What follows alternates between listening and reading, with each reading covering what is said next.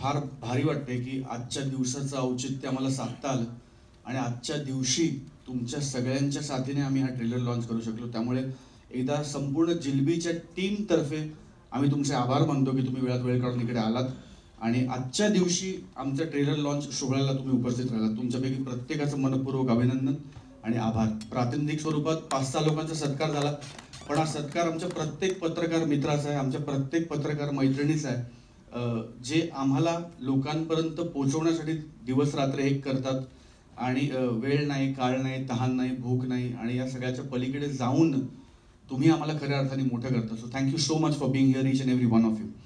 मला खूप मजा आली चित्रपट करताना. मला असं वाटतं की जिलबीसारखा चित्रपट नटाच्या वाट्याला येणं हे नटाचं भाग्य आहे.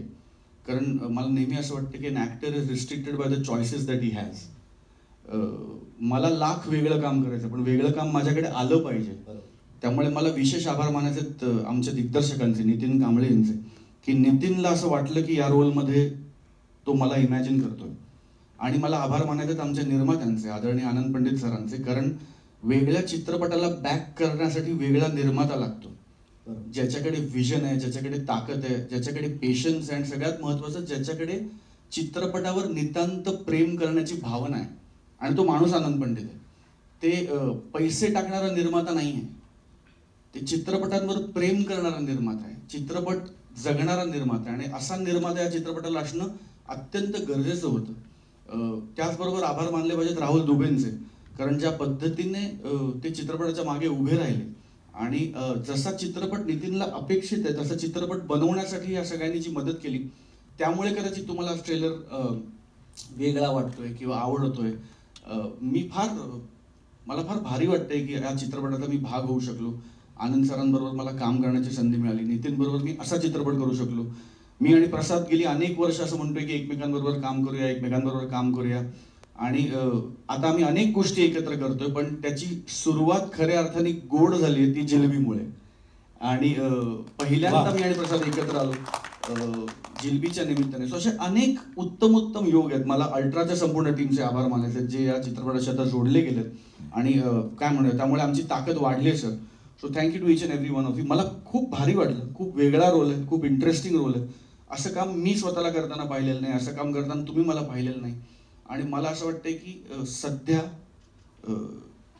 नाव जरी जिलबी असलं तरी त्याला एक तिखटपणा आहे, बरोबर, त्या जिलबीला. आणि सध्या तिखटपणा असणाऱ्या फिल्म्स जास्तची हवा आहे. त्यामुळे मला असं वाटतं की ही जिलबी तुम्हाला गोडही लागेल, गूढही लागेल आणि आनंदही देईल. वा. आणि आनंद हे नाव घेतल्यानंतर सगळ्यांच्या डोळ्यासमोर सध्याच्याला एकच चेहरा येत होता, म्हणजे प्रसाद दादा याच. अच्छा आहे, नाईस. सो या चित्रपटात रिसेंटलीच एका इंटरव्ह्यूमध्ये फार छान असं दोघांसाठी ॲडवर्ब वापरलं गेलं, एक म्हणजे प्रेमवीर आणि धर्मवीर सोबत एका चित्रपटात. सो हे आम्हाला पहिल्यांदा बघायला मिळत आहे. सोबत काम करण्याचा अनुभव आणि मग चित्रपट, प्लीज सांग कसा वाटला. तो आता म्हटल्यानंतर तू जेव्हा पहिल्यांदा आनंद असं नाव घेतलंस तेव्हा माझ्या डोळ्यासमोर पहिले पंडित साहेब आले, कारण त्यांच्यामुळे हा चित्रपट घडतोय.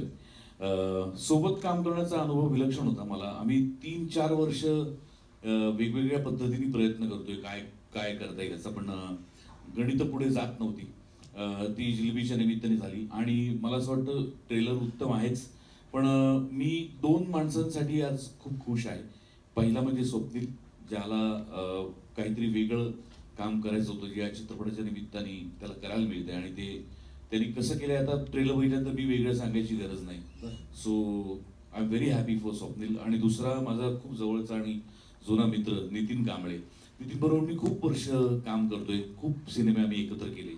काही त्याचे सिनेमे बिचाराचे रिलीजच झाले नाहीत, काही अर्ध्यात बंद पडले, पण तो हटत नाही, तो थांबत नाही, तो चालू ठेवतो आणि तो अत्यंत प्रामाणिक चित्रकर्मी आहे असं माझं फार प्रांजळ मत आहे.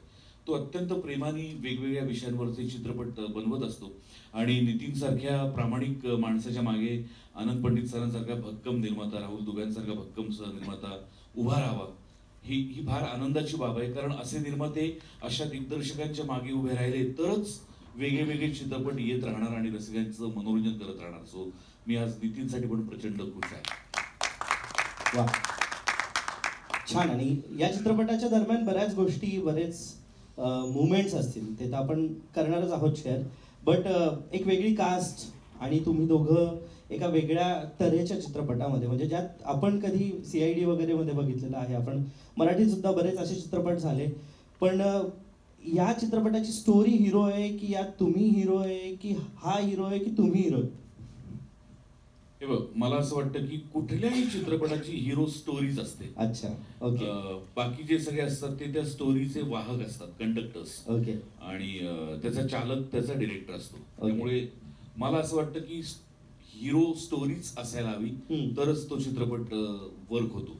ओके. पुढच्या गोष्टी येत राहतात अच्छा. असं मला वाटतं. म्हणजे मला वाटतं, पण मला असं वाटतं तू हा प्रश्न नितीनला विचारला हवास. हा, कारण म्हणजे मी काय किंवा प्रसाद काय, आम्ही दोघेही या धाटणीचे नट आहोत की आम्ही सेंचुरी मारली आणि टीम हरली तर आम्हाला आनंद होत नाही.